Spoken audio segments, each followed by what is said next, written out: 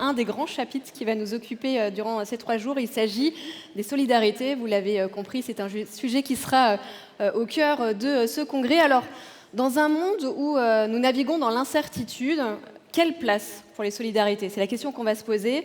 À l'heure où les fractures sociales, territoriales, générationnelles s'accentuent, où la défiance s'installe entre les citoyens et les institutions, il y a une question centrale qui se pose. Comment retisser les liens qui fondent notre capacité à faire société? Alors face à ces tensions, la solidarité n'apparaît pas comme une valeur accessoire, mais vraiment comme un véritable levier de transformation. Et pour éclairer cette réflexion que nous allons entamer donc autour des solidarités, nous avons la chance de pouvoir confronter et faire échanger 2 regards complémentaires. J'ai le plaisir d'accueillir et d'inviter à me rejoindre Dorian Dreuil, qui est directeur d'études de l'Institut Bonafide, politologue, expert associé à la Fondation Jean Jaurès, et également Frédéric Gilly, qui est économiste, directeur associé de l'agence Grand Public et auteur de La France en perspective, imaginée 2050.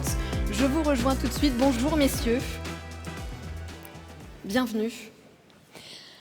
Alors, pour engager notre conversation, je vous propose de découvrir une vidéo qui recense en fait plusieurs témoignages qui ont été recueillis lors de l'atelier Forum Jeunes. Alors vous allez le voir, ces jeunes, ils vont nous livrer un discours franc et direct, sans gueule de bois. Ils nous partagent leurs craintes, leurs doutes, également leur perception des solidarités. On regarde et on en parle juste après.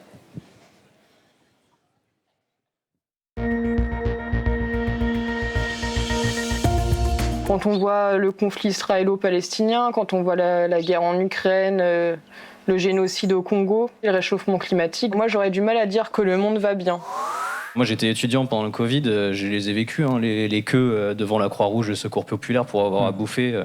Les jeunes n'avaient pas de thunes. Qu'est-ce que je vais faire avec 20 balles pour manger? Ouais, qu'est-ce que je vais faire avec 20 balles, mais aussi pour manger quoi? Aller bien aujourd'hui, c'est assez matérialiste. Mais je pense que c'est avoir assez d'argent pour pouvoir voir venir. Donc là, par exemple, je touche plus la CAF en ce moment. Donc si je peux régler ce problème sans avoir à me soucier de il faut que je paye mon loyer en même temps, sans avoir à me soucier de mes galères financières, mes galères familiales, j'ai l'impression de me battre contre Goliath. Je fais un métier très physique. Moi, j'ai été blessé au genou 2 mois, j'ai perdu 500 € par mois. Mais personne n'est venu m'aider. Dans 40 ans, quand je vais arrêter, ou dans 50 ans, parce que je ne sais pas jusqu'à où je vais aller. Peut-être 80. Je serai comment? En chaise roulante?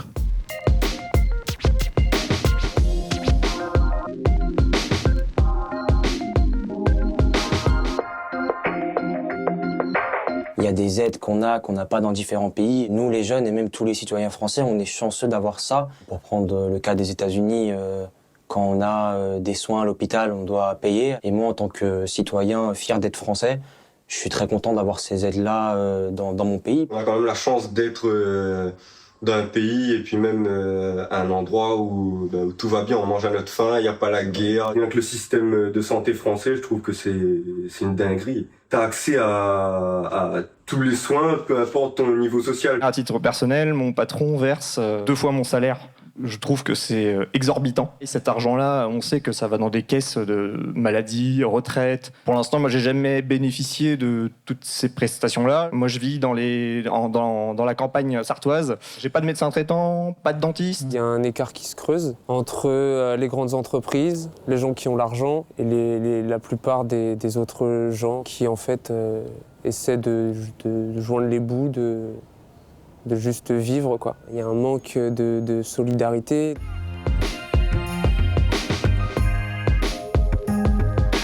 J'aime pas du tout ce qui se passe en France en ce moment. On est sur une politique de diviser pour mieux régner. Il n'y aura plus que les riches et les pauvres. On a perdu le côté solidaire. C'est chacun pour soi. On n'incite pas les gens à travailler aussi, avec toutes les aides sociales. Enfin, il y a un problème d'équilibre, en fait. On disait, ouais, la première vague d'immigration avant les Maghrébins, c'était les Italiens. Nous, les Italiens, on n'avait pas autant d'aides qu'eux. Pourquoi est-ce qu'eux, ils devraient avoir des aides? Mais justement, on allait dans le progrès. Ensuite, maintenant, il y a les Ukrainiens. Il y a pareil, il y a des Maghrébins qui disent, mais pourquoi est-ce qu'on les aide? Mais justement, on les aide, donc du coup, on va dans le progrès. On regarde la Révolution française, la Révolution industrielle. On a gagné des droits. On est allé dans le progrès. Et maintenant, apparemment, on retourne en arrière. Comme si enlever les aides, ça allait améliorer la vie des gens. Quand on était au lycée, déjà, on disait l'État-providence, c'est bien de l'apprendre, mais vous verrez, c'est pas un droit acquis. Et donc, il faut pas que vous comptiez, en tout cas, sur ça. La retraite, vous en aurez pas. Donc, et puis, la santé, c'est pareil. Comme aux États-Unis, en fait. La direction qu'a pris la politique ces dernières années, c'est plutôt de privatiser les choses. Les services publics ont été désengagés largement dans les différentes régions de France. On a toujours été très capable en France de faire des services publics de qualité. Et je pense qu'on est encore capable de le faire. Si on nous dit qu'il manque des sous, je pense qu'il y a des manières assez simples d'aller les récupérer en réalité. C'est un manque de volonté politique.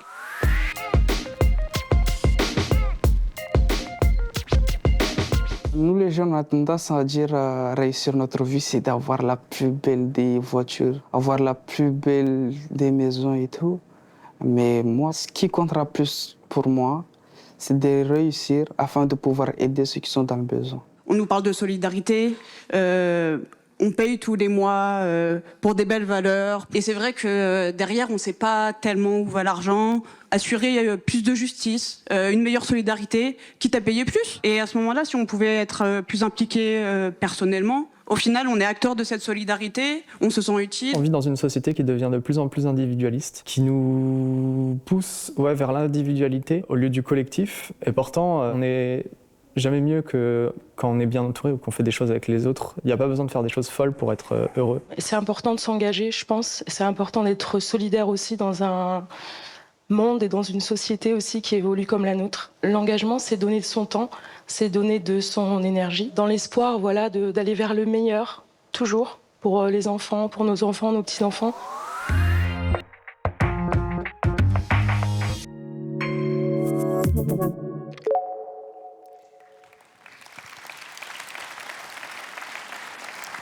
Ce qu'on vient d'entendre est à la fois lucide, critique, avec aussi la volonté quelque part d'être actrice et acteur. Selon vous, qu'est-ce que ces témoignages disent aujourd'hui de l'état des solidarités, mais aussi de ce qui est en train de se jouer présentement, aujourd'hui, en France, dans la société française, et notamment du côté des jeunes générations? Frédéric, on commence par vous.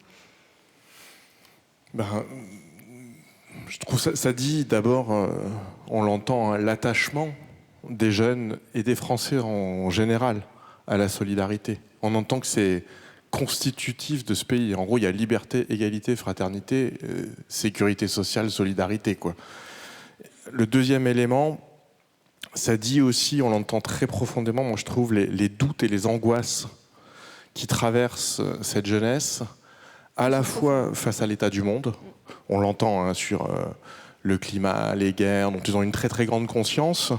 Et alors, on l'a pas complètement entendu là, mais comme moi, j'ai participé à tous les forums, beaucoup de jeunes disaient, et puis considérez pas, vous, les adultes, que c'est notre problème. C'est notre problème à tous, parce que si vous nous dites c'est votre problème à vous, les jeunes, ça fait une responsabilité beaucoup trop grande.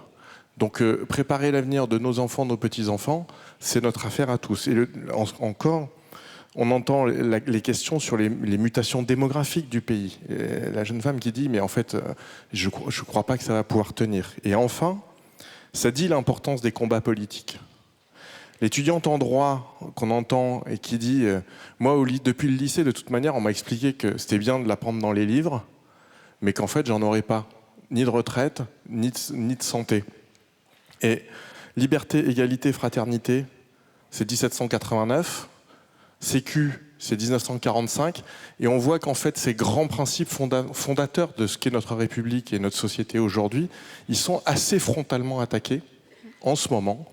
Et le moment est assez décisif, et je trouve que ce qu'on entend dans ces paroles de jeunes, c'est qu'ils en ont absolument conscience et qu'ils ne savent pas si les gens qui sont en responsabilité dans les différentes institutions en ont autant conscience et ils sont autant attachés qu'eux. Ils attendent qu'on leur tende la main. Dorian Dreuil. Oui, ça me rappelle, souvenez-vous, en 2020, la phrase de vous savez qui avait beaucoup tourné, c'est dur d'avoir 20 ans en 2020. Après, quand on regarde les témoignages, on peut se dire, pas sûr que 5 années après, ceux qui ont 25 ans aujourd'hui soient dans une meilleure situation et un moral plus fort qu'à l'époque de la crise sanitaire. Donc, ce qui est intéressant dans tous les témoignages, c'est qu'en creux, ça dessine toutes les lignes de fracture qui existent aujourd'hui dans notre société, de fracture territoriale, de fracture d'accès aux soins, de fracture générationnelle, et de fracture, et c'est celle qui est aussi en ligne de fond, c'est de fracture politique, et si on tire un peu le fil, de fracture démocratique d'une certaine manière. Tu utilisais le terme de mutation démographique, il y a aussi derrière un enjeu de mutation démocratique, c'est un des derniers témoignages qu'on entend d'ailleurs dans la question de la participation, de dire j'ai envie d'être acteur aussi du schéma de solidarité, et donc de ne pas seulement être participant, mais vraiment de pouvoir m'impliquer dans ces schémas-là. Le mot d'engagement, il revient beaucoup aussi dans les différents témoignages, et donc il y a ce miroir comme ça en face de ces fractures qui dessinent quand même une génération plutôt en proie à un monde en chaos, géopolitique, national, local. Il y a quand même en miroir ces enjeux d'engagement, de nouvelles formes de mobilisation, aussi de nouvelles exigences démocratiques et de participation citoyenne. J'aimerais qu'on creuse le sujet et qu'on se pose la question, est-ce qu'on peut encore faire société? Alors, pour démarrer, si on se base justement sur les résultats du baromètre que vous avez mené, le baromètre de la confiance politique Cevipof 2025, si on regarde les clivages, quels sont les clivages les plus structurants aujourd'hui? C'est vrai que nous, dans les différentes enquêtes qu'on a pu mener au sein de l'Institut Bonafide, que ce soit en quantitatif ou en qualitatif, les deux moments de clivage qui apparaissent les plus forts, ils sont les clivages non pas comme on pourrait s'y attendre, générationnels, c'est-à-dire de jeunes contre de personnes plus âgées, ou de personnes qui ne sont pas de même origine. Ils sont sur un premier clivage qui est élite-peuple, grosso modo, donc vraiment sur le riche-pauvre, et on l'entendait beaucoup dans les témoignages tout à l'heure. Et le deuxième clivage, il est démocratique, il est les gens, voilà, la réinstallation du clivage politique entre la gauche et la droite, où on entend assez bien d'ailleurs dans différents témoignages la réaffirmation d'une idéologie politique ou de conviction politique dont on nous avait dit pendant longtemps que ça avait disparu et que ça laissait place à un nouveau paysage politique qui s'organisait autrement que par les idées, qui s'organisait plus par le bon sens que par les convictions. Et là, il y a quand même une réaffirmation très forte de ces convictions. Et sur le baromètre du Cevipof que vous citez, il est assez intéressant parce que c'était la 15e édition là, en 2025. Ce que ça nous enseigne comme tendance majeure, c'est qu'il n'y a jamais eu autant de défiance aujourd'hui entre les citoyens et les institutions. On est dans une ère de la défiance généralisée, avec des taux de méfiance vis-à-vis des institutions, mais aussi vis-à-vis du personnel politique, qui n'ont jamais été aussi forts. Si bien qu'on pourrait même imaginer parler d'une forme de démo-anxiété, d'un sentiment que la démocratie ne fonctionne pas, que les citoyennes et les citoyens n'ont plus voix au chapitre, et a fortiori sur cette génération-là. Il y a une autre enquête qui est intéressante, qui a été menée par le Cercle des économistes. C'est un baromètre, c'est la 3e édition de ce baromètre d'ailleurs, qui s'appelle le rapport jeunesse, où il y a deux chiffres qui disent beaucoup de choses. Le premier, c'est 74% des 18-30 ans ne se sentent ni représentés ni écoutés par le personnel politique et par les institutions. Et ce baromètre, il arrive quelques mois après la dissolution de l'Assemblée nationale, à un moment qui a été un moment de remobilisation électorale très fort. Et donc même avec un moment de remobilisation électorale très fort, un réenchantement politique presque dans l'acte d'aller voter, il y a ce sentiment de ne pas être écouté ou de ne pas être entendu. Oui, je rebondis sur un propos que vous dites qu'une crise existentielle est à l'œuvre dans le pays sans qu'on arrive véritablement à la définir. Oui, il y a... et cette crise existentielle, elle est très liée à l'organisation de nos institutions, à la manière dont on organise la vie démocratique, même au-delà du vote. Comment est-ce qu'on fait vivre notre vie démocratique à l'échelle nationale ou à l'échelle locale, en associant plus les citoyens, mais aussi la société civile organisée, en associant les corps intermédiaires, en redonnant finalement du pouvoir d'agir et de l'envie d'agir dans la société. Et de ce point de vue-là, il y a d'ailleurs quelque chose d'intéressant qui est un trait générationnel quasiment, qui est un changement de rapport au pouvoir. Il y a une série, moi que j'aime beaucoup à citer, vous avez peut-être vu, qui s'appelle Game of Thrones. Dans cette série, et je ne vais pas la spoiler, mais il y a un dialogue qu'on entend souvent qui est « le pouvoir réside là où les hommes et les femmes se le figurent ». Et quand on interroge les 18-30 ans régulièrement, on a l'impression que pour eux, le pouvoir ne se figure plus forcément dans le politique. Il est ailleurs, il est dans d'autres formes d'action collective, dans d'autres formes de mobilisation, parfois dans d'autres espaces que ceux qui ont été les espaces dans lesquels on s'est engagé, mobilisé, où on a milité, parfois des espaces plus en ligne, mais il y a un changement de rapport comme ça aussi à l'engagement et au rapport au pouvoir et à l'impact et aux besoins concrets. Et on reviendra tout à l'heure un peu plus en détail sur ce sujet de la crise démocratique. Frédéric, vous travaillez sur des perspectives à horizon 20-25 ans. Alors justement, si on revient sur ce qu'on se disait, que nous disent aujourd'hui les tensions actuelles sur justement les dynamiques à venir? Oui, alors travailler à 20-25 ans dans un monde où tout peut changer en 10 jours, pas simple. C'est pas simple, que ça soit, on l'a vu avec l'Iran, on le voit avec Trump, on l'a vu l'année dernière au moment des législatives, on voit qu'on est toujours sur le fil du rasoir. Et en même temps, il y a quand même des tendances très lourdes qui sont installées. Elles ne permettent pas de savoir exactement ce que sera le monde en 2050, mais en revanche, elles permettent assez bien de poser le cadre dans lequel il va se construire. Le premier élément, évidemment, on l'a tous en tête, c'est la question du changement climatique. Réchauffement, mais pas juste. Et ça va avoir des conséquences majeures sur le rapport collectif au risque, sur le rapport aux investissements et à l'acte même d'investir, sur notre rapport au temps. Le deuxième élément, c'est la question du vieillissement. On prend tous un an tous les ans, ça c'est sûr. Mais ça a comme conséquence qu'on sait à peu près combien on sera à avoir 65, 70, 80 ans dans 10 ans. Et ça va avoir des conséquences à la fois dans les différents territoires. On sait qu'il y a déjà des territoires qui perdent de la population. Ça va avoir des conséquences géopolitiques. On sait que dans 20 ans, la Chine aura vraisemblablement 250 à 300 millions d'habitants en moins. Donc ça va bouger des choses, tout ça. Le troisième élément, c'est la démographie mondiale. En 2050, on estime qu'on sera 9 milliards à peu près. Mais ce qu'on dit rarement quand on dit ça, c'est que les 2 milliards en plus, ils sont tous concentrés dans 2 endroits. Le monde indien, 1 milliard, et l'Afrique subsaharienne, 1 milliard. Ça veut dire qu'on est tous focalisés là, en ce moment sur la zone Pacifique, mais la zone stratégique, géopolitique, clé du monde de demain, c'est l'océan Indien. Et donc, avec en plus toute la question des terres rares dans l'Afrique centrale, enfin bref. Et le dernier élément, c'est les dynamiques économiques. C'est compliqué de savoir exactement sur quels produits miser, etc. En revanche, les dynamiques économiques, elles sont fondées sur la question de l'innovation. En 2000, il y avait 25% des diplômés supérieurs de la planète qui étaient dans le monde occidental, 25% en Chine, et le reste, c'était le reste de la planète. En 2030, c'est dans 4 ans, 5 ans, en 2030, la moitié des diplômés du supérieur de la planète seront indiens ou chinois. Et l'ensemble des diplômés du bloc Europe-États-Unis, ça fera moins de 15% des diplômés.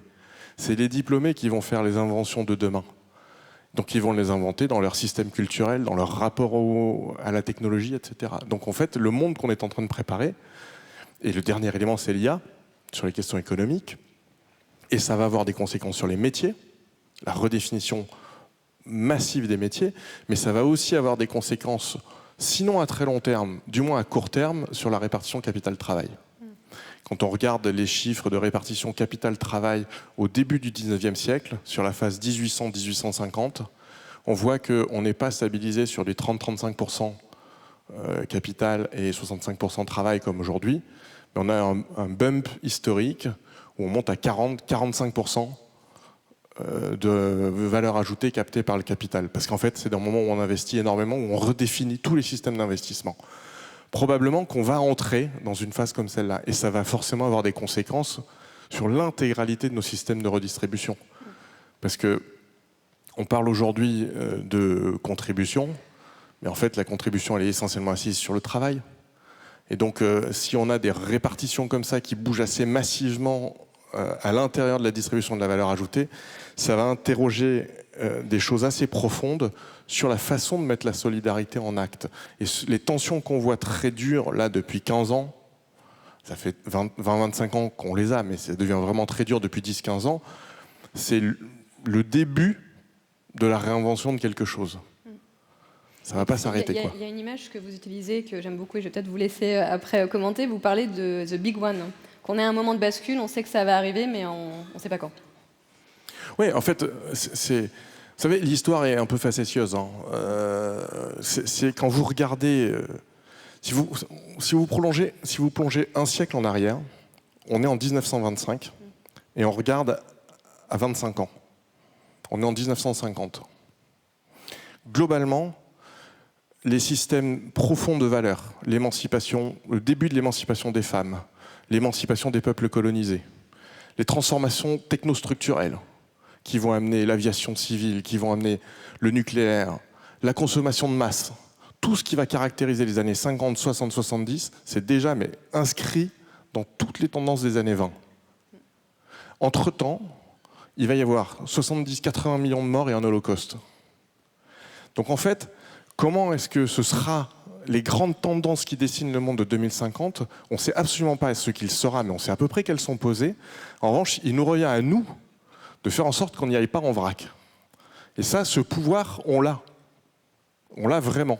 C'est à nous de décider ce qu'on va faire demain, après-demain, avec nos enfants, comment on les éduque, quelles valeurs on leur transmet, et comment, je reviens sur ce que disait Dorian, mais on est dans un moment dans lequel le rôle des institutions va être clé, parce que le boulot des institutions, c'est de coordonner de l'action collective. C'est des accélérateurs d'action, les institutions. C'est des nœuds de contrat qui sont capables de permettre le passage à l'acte collectif. Or, aujourd'hui, elles sont fragilisées. Mais on va en avoir absolument besoin. Donc on est à un moment où on a le plus besoin de choses très fragiles. C'est pour ça que je pense que c'est pour ça qu'on est là. Alors justement, si on s'intéresse à nouveau à notre sujet des solidarités, là je vous pose la question à tous les deux, quelles seraient les conditions nécessaires justement pour que les solidarités trouvent un nouvel élan dans notre vie politique, mais également dans notre vie collective, de sorte à recréer de la cohésion ? Je vais paraître un peu obsessionnel sur les sujets démocratiques, mais il y a un enjeu de démocratie derrière, parce que notre organisation démocratique a permis, à travers les différentes républiques qu'on a connues et les différents régimes qu'on a connus, a permis de créer des cadres ou des cadres d'engagement. C'est le cas de la loi 1901, par exemple, si on regarde pour les associations ou autres, des cadres d'engagement bénévoles ou d'encourager, valoriser des systèmes de solidarité. Vous parliez des 80 ans tout à l'heure de l'anniversaire de la loi de la sécurité sociale. Tous ces grands progrès sociaux, solidaires ont été permis parce qu'on était dans des systèmes démocratiques. Et aujourd'hui, et tu le disais, et d'ailleurs si on joint des enjeux de démographie avec des enjeux un peu institutionnels, la démocratie, elle recule dans le monde aujourd'hui. On a depuis une dizaine d'années un mouvement d'autocratisation de la planète. Plus de la moitié de la population dans le monde aujourd'hui ne vit pas en démocratie et vit dans un système autocratique ou de démocratie dégradée.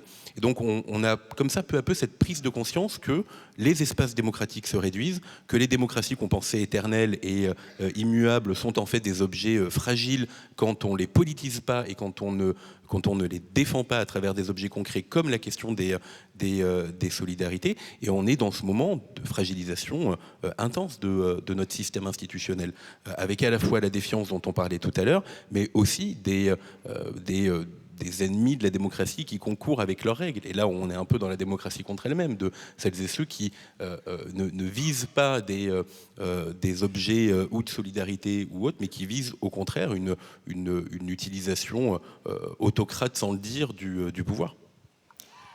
Justement, si je rebondis tout de suite, je pense que cette question de la prise de conscience, elle est décisive. C'est-à-dire que si chacun, dans les rôles qui sont les nôtres, aux positions de responsabilité qui sont les nôtres, on n'agit pas en ayant conscience de ça, et qu'on se dit ok, après moi le déluge, ou ça tiendra bien jusqu'à ce que j'ai fini mon mandat, on va aller tous dans le mur. Parce que l'avenir, ça commence maintenant, là. C'est maintenant. C'est pas le prochain, c'est pas celui d'après, c'est pas oups, ça a tenu encore jusqu'à moi. Et c'est à tous les niveaux. C'est dans les entreprises, c'est dans les associations, c'est à l'échelle nationale comme à l'échelle locale. Si cette question de l'urgence de la prise de conscience, chacun n'en est pas pénétré, à ce moment-là, en fait, l'autoréalisation de la catastrophe, elle est programmée. Mais il y a tout ce qu'il faut pour la faire dérailler. C'est pour ça que, après, derrière, quand je dis prise de conscience, ça suppose aussi d'arrêter de considérer qu'on a la réponse. Ce que nous disaient les jeunes, par exemple, ils nous disaient, mais on a commencé à parler de mentorat. Et ils nous disaient, c'est vachement bien le mentorat, parce qu'en fait, on ne comprend pas vos institutions, c'est super compliqué, puis on n'a jamais eu l'occasion de les apprendre. Mais si vous mettez en place du mentorat, faites attention que ça soit dans les deux sens. Parce que les mentors qui viennent nous faire la leçon du haut de leur grande sagesse et qui n'ont rien compris à nos problèmes, c'est pas possible. Si on met en place des systèmes de mentorat, il faut que ça serve aussi à ce que les institutions se fassent bouger, acceptent de se faire bouger par les jeunes. Et on parlait tout à l'heure de contrat social, mais en réalité, on en est à là. C'est-à-dire que la question, c'est comment on redéfinit le contrat social. Et depuis 1789, dans ce pays, quand on veut redéfinir un contrat social, on convoque la volonté générale. C'est-à-dire qu'il faut aller écouter les gens. Et les institutions politiques nationales, au premier rang évidemment, mais toutes les institutions à portée générale, comme la Mutualité française ou d'autres, elles ont une nécessité, c'est d'aller se confronter à la population, mais pas pour se faire engueuler, en ayant la confiance que les gens ne sont pas idiots et qu'ils seront les meilleures aides et les meilleurs appuis pour refonder les nouvelles solidarités. Ce n'est pas les bureaux qui les inventeront, ce n'est pas les gens qui les inventeront, c'est dans cette maïeutique qu'il faut arriver à construire de l'aller-retour entre les intellectuels, les dirigeants et la population. Et c'est ça qu'il faut arriver à renouer. Et je me permets de rebondir, vous disiez à l'instant, ça commence dès maintenant, ça commence aussi dès l'école, où on inculque les valeurs de la démocratie, mais également de la solidarité. L'école qui est vue comme le pilier du pacte social. Qu'est-ce que nous dit aujourd'hui justement son image dégradée, quelque part, de notre capacité à faire nation ? Écoutez, moi je sors d'une tournée en France où on est allé interroger les habitants de ce pays sur la France. Et il y a quelque chose qui nous a profondément marqué, c'est le regard spontané sur l'école, et notamment l'école publique. Qu'est-ce qu'ils disent ?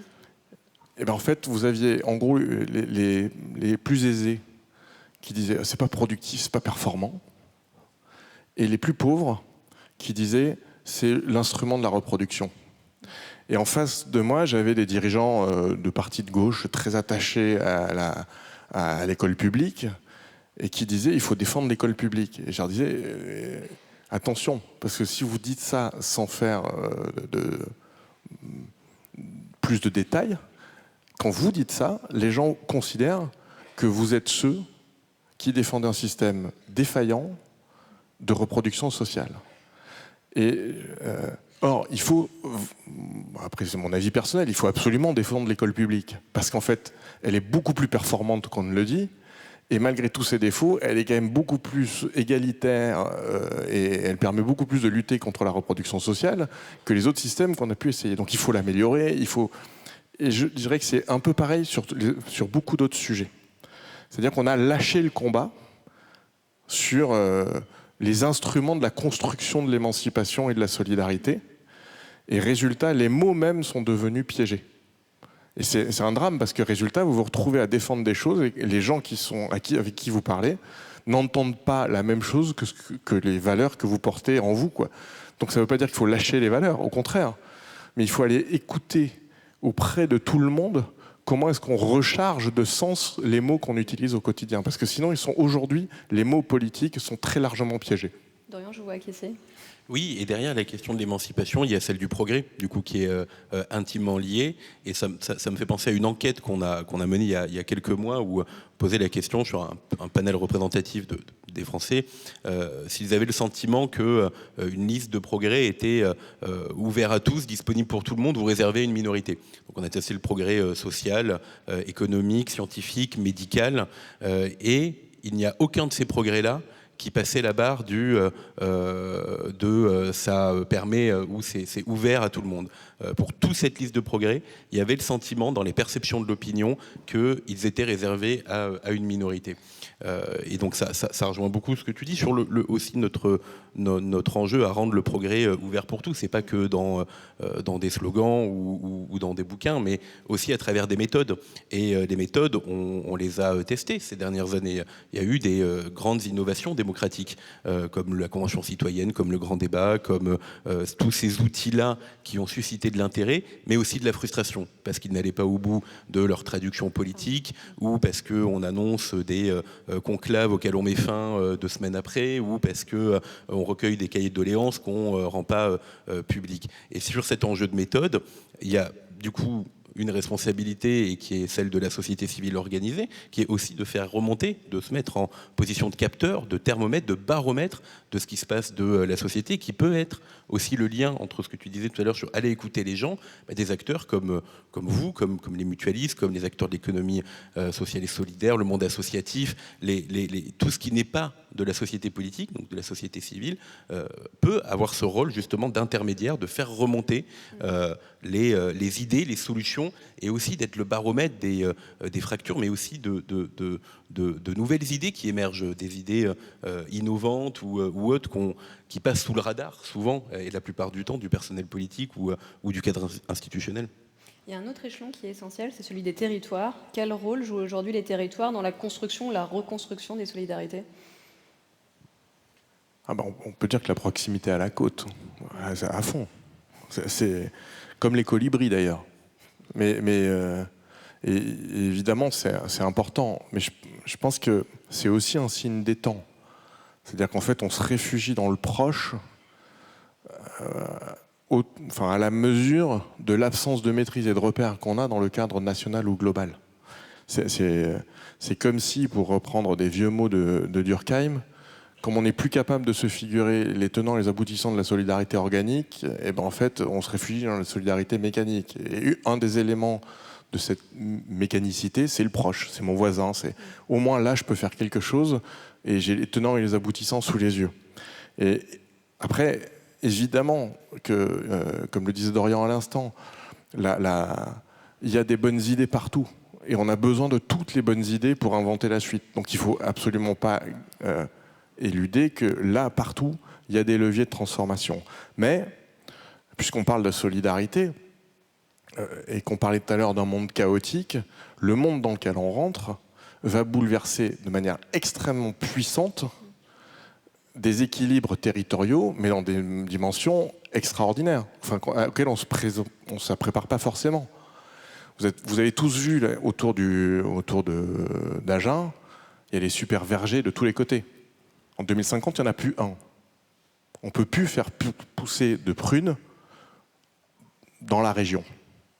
De la même manière qu'on ne peut plus faire pousser d'abricots autour de Carpentras, etc., etc. Ça va bouleverser complètement les équilibres paysagers, économiques du territoire. Ça ne veut pas dire qu'il n'y aura plus d'emplois, il n'y aura plus d'agriculture ici. Depuis des années, il y a des choses qui vont s'inventer, il y a des choses différentes qui vont s'inventer. Mais il va falloir beaucoup investir. Et il va falloir avoir de la solidarité.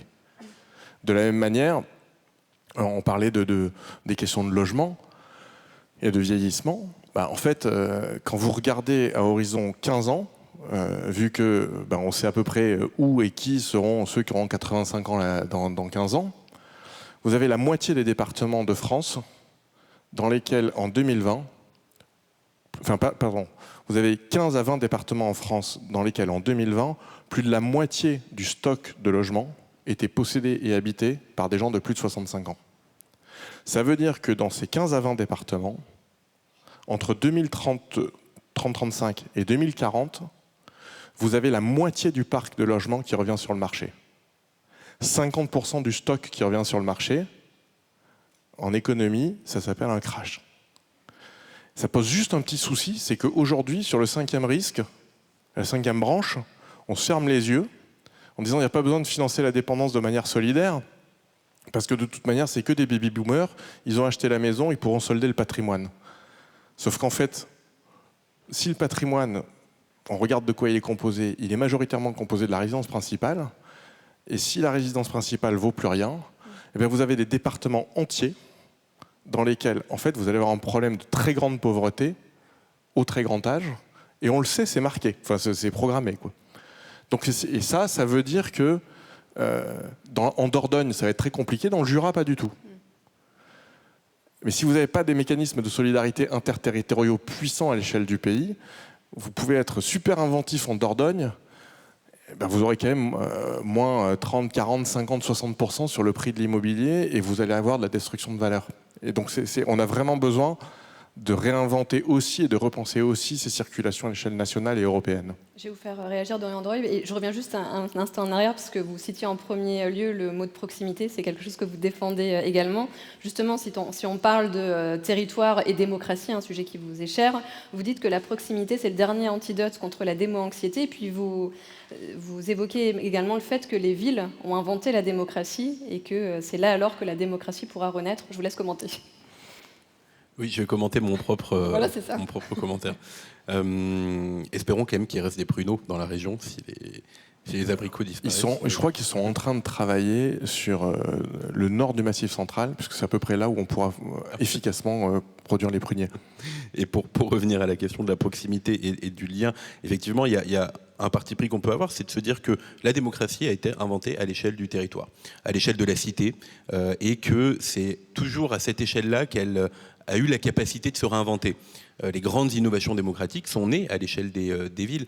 Les budgets participatifs, par exemple, qu'on peut connaître dans de plus en plus de villes en France qui paraissent presque normales, acceptées comme s'ils avaient toujours été là, ils sont assez récents. Hein. C'est Porto Alegre dans les années 80.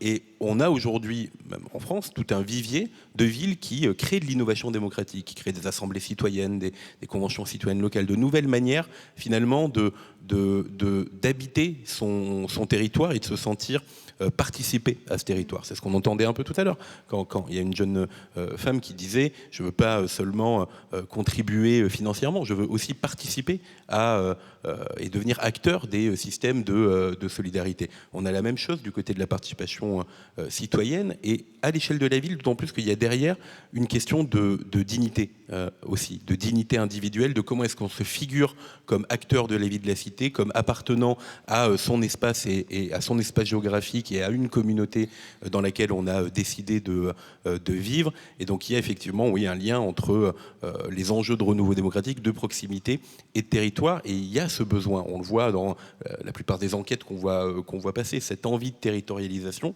comme tu le disais, elle est aussi en miroir avec ce besoin de retrouver des espaces dans lesquels on peut se réconcilier, dans lesquels on peut se parler, dans lesquels on peut dialoguer, des espaces où on peut dépolariser les sujets qui sont aujourd'hui les plus tendus, compliqués dans notre société.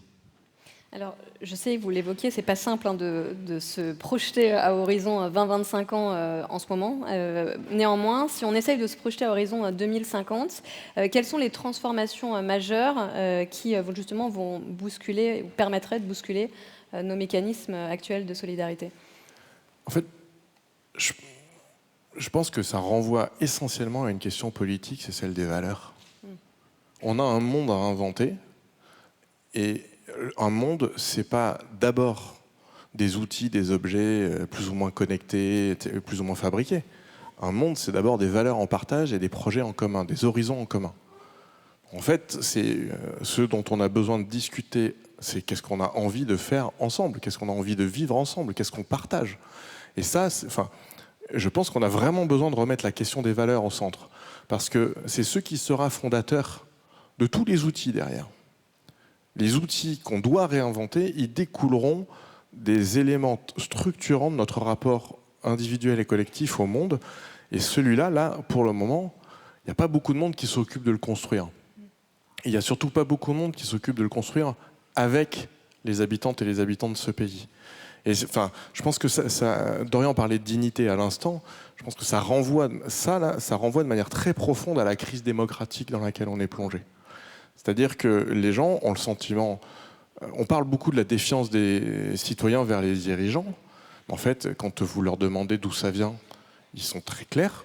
Ils disent en fait, comment vous voulez que j'ai confiance dans des gens qui n'ont pas confiance en moi, qui me méprisent ou qui me parlent mal de moi, qui me font pas confiance ou qui font pas confiance à mon intelligence. On envoie des messages et jamais on envoie la traduction. Et les mêmes, quand vous creusez, ils vous disent mais attendez, on a besoin de dirigeants, on a besoin d'élites, on a besoin de... je me souviens de quelqu'un qui a embarqué dans un mouvement de gilets jaunes à Saint-Étienne qui était un manager de publicité et qui disait mais moi je ne suis pas spécialiste de géopolitique. Heureusement que dans ce pays, on a des gens qui ont fait des très très grandes études et qui, quand ça pète quelque part dans le monde, sont capables de dire. Moi, j'ai pas fait des grandes études d'économie. Le seul truc que je demande, c'est d'être certain que quand ils font quelque chose et quand ils réfléchissent à quelque chose, ils le font pour moi, pour nous et pas pour eux. Cette question-là, elle est décisive et elle ne se résoudra que dans la reconstruction des liens territorialisés, ancrés, mais des liens humains directs, quoi. Et là, pour le coup, je trouve que ça renvoie à la question globale de comment est-ce qu'on construit un rapport de confiance dans le monde de demain. Aujourd'hui, quand vous tournez la tête à peu près partout, on vous dit il va y avoir des grands cataclysmes, on n'y peut rien.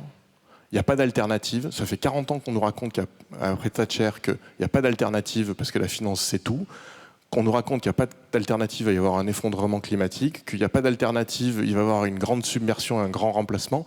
On vit entouré de pas d'alternative et de regards fatalistes sur le monde.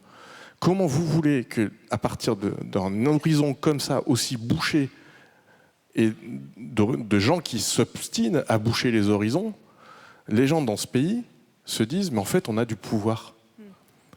Donc il y a besoin de les reconvaincre qu'ils ont du pouvoir et qu'en haut on a confiance dans le fait que si on partage le pouvoir on en aura collectivement plus. Cette question-là du rapport individuel et collectif au pouvoir, elle est centrale. Et je trouve qu'on a trop souvent tendance à la lâcher. C'est-à-dire qu'on a trop souvent tendance, peut-être ici, à considérer qu'on n'a pas de pouvoir. Mais vous avez énormément de pouvoir. Il faut le décider, il faut y aller. Et dans la population française et dans la population européenne, il y a plein de gens qui attendent que des grandes institutions comme la vôtre leur tendent la main. Et tout ce qu'on se dit est d'autant plus important au regard des prochaines échéances. Je pense notamment aux élections municipales et présidentielles à venir. Quelle figure ou quelles institutions pourraient justement incarner demain peut-être un récit collectif capable de rassembler, de relier? Tout à l'heure, on parlait des espaces de réconciliation. Si on tient compte de ces enjeux-là, ils sont où? Ouais. Du coup, on a un lien entre la prochaine échéance politique dans le calendrier des scrutins et la question de la territorialisation, puisque normalement, on devrait être appelé à voter en mars 2026 pour les élections municipales. Normalement, puisque à partir de dans bientôt, on pourra être appelé de nouveau à voter pour un autre scrutin. Mais justement, cette échéance municipale, elle va presque figurer de premier tour de l'élection présidentielle. C'est-à-dire que si elle ne va pas figer forcément des rapports de force politiques, elle va participer à figer des thèmes et des débats dans l'opinion, dans l'espace médiatique et dans les conversations qui vont suivre, puisque la présidentielle aura lieu 1 an après. Et donc je pense que c'est une occasion pour que des grandes institutions, des grandes organisations de la société civile préemptent aussi ce débat ou préemptent certains débats dans l'espace médiatique et dans les conversations, plus peut-être que le politique, en tout cas pour aussi, à un moment, que la société civile puisse être en capacité de dicter l'agenda. Parce que c'est la société civile qui est la plus en lien avec les préoccupations de la société, qui fait le plus ce travail de baromètre, de température, et donc qui peut, à un moment, mieux guider, aussi orienter les débats politiques vers ce qui intéresse et ce qui inquiète ou suscite de l'attention chez les gens, moins que dans des bureaux de partis politiques, peut-être. En fait, on est dans un monde qui est tellement focalisé sur l'urgence des solutions qu'on pense tout de suite aux solutions. Et on pense jamais, est-ce qu'on se pose les bonnes questions? Avec une vision long terme. Ouais, on manque pas tellement de solutions. On a toutes les têtes bien pensantes et bien faites pour trouver les solutions. Ce qu'on n'a pas, c'est les questions. On ne sait pas à quelles questions les uns et les autres il est prioritaire de répondre. Ou en tout cas, on voit à peu près les enjeux, mais on ne se formule pas autour de ces enjeux les mêmes questions. Comment vous voulez vous mettre d'accord sur des réponses si vous n'êtes pas d'accord sur les questions? Et je pense que normalement, c'est le boulot du politique, ça, de synchroniser les agendas collectifs d'un pays. Bah, ils ne le font pas. Mais les partis politiques ne sont pas les seuls acteurs politiques. La Mutualité française est un acteur politique.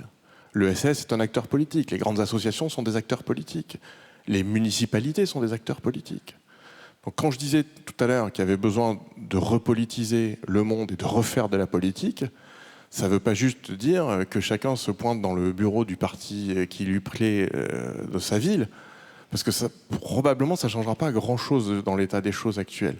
En revanche, chacun dans vos dispositions, vous savez que vous pouvez compter sur une population française qui vous attend. Merci beaucoup. Il nous reste 15 minutes.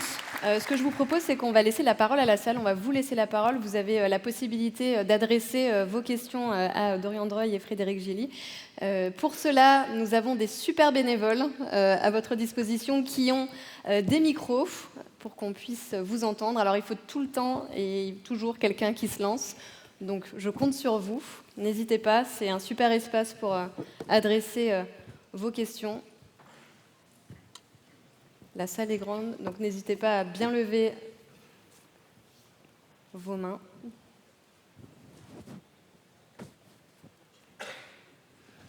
Oui, bonjour. J'avais une question d'un mot que vous n'avez pas abordé. On a parlé de la solidarité, mais pas de la coopération. Est-ce que le sujet de nos sociétés aujourd'hui ne sont pas de passer de la compétition à la coopération et peut-être se libérer du mot de solidarité qui emmène avec lui et qui engage énormément de poids, de puissance, de culture, d'histoire et qui est peut-être freinant au regard des sujets qui sont les nôtres dans une vision de modification systémique et plus en silo?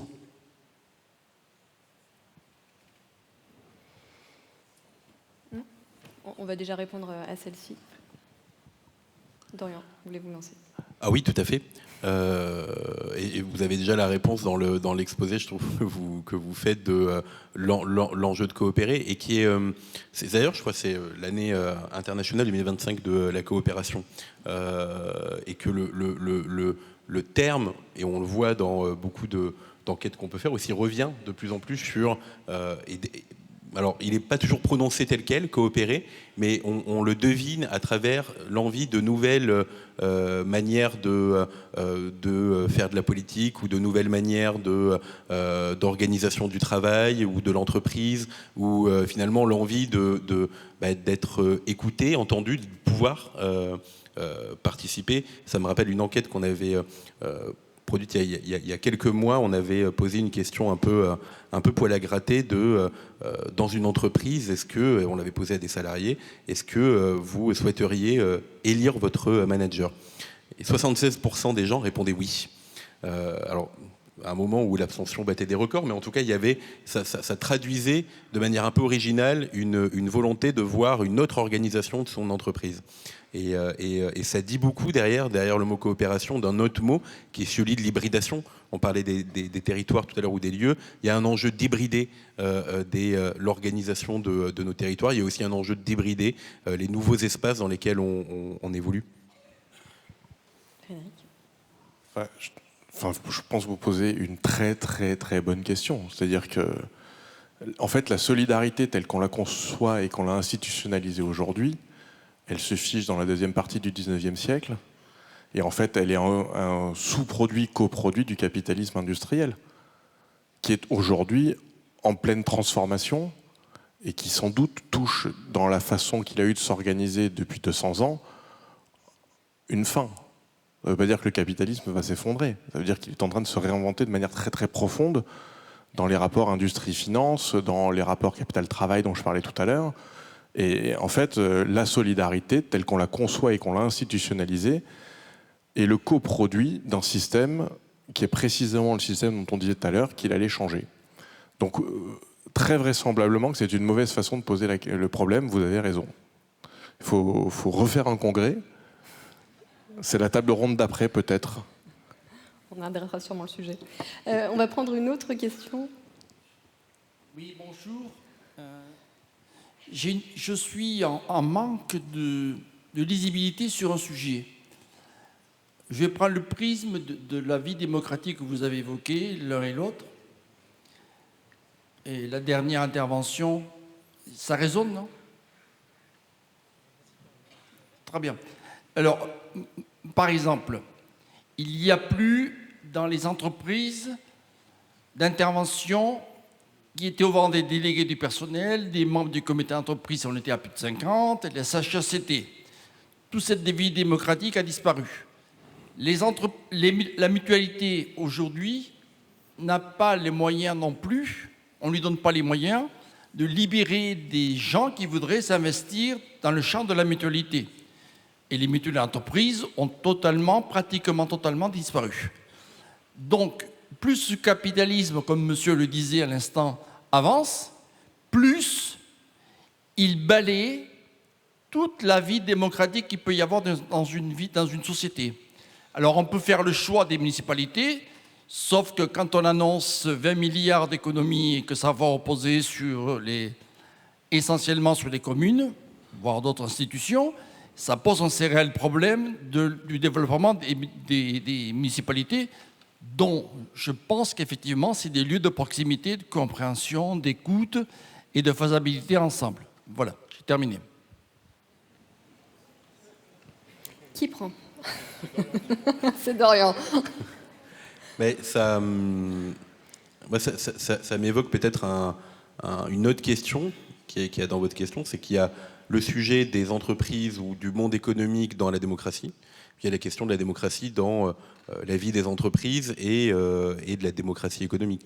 Et c'est vrai qu'on a beaucoup parlé d'institutions en parlant d'organisation des solidarités, avec un enjeu de démocratiser les institutions. En réalité, c'est démocratiser la société, le véritable enjeu, et c'est un peu ce que vous dites en creux, c'est faire en sorte que le salarié, quand il rentre dans son entreprise, il n'arrête pas d'être citoyen pour autant, et que la démocratisation de sa vie, ou en tout cas son envie de démocratie, ne s'arrête pas à son lieu de travail ou aux autres espaces dans lesquels il évolue, et qu'il y a cet enjeu de pouvoir démocratiser l'ensemble des espaces dans lesquels on vit et on interagit finalement.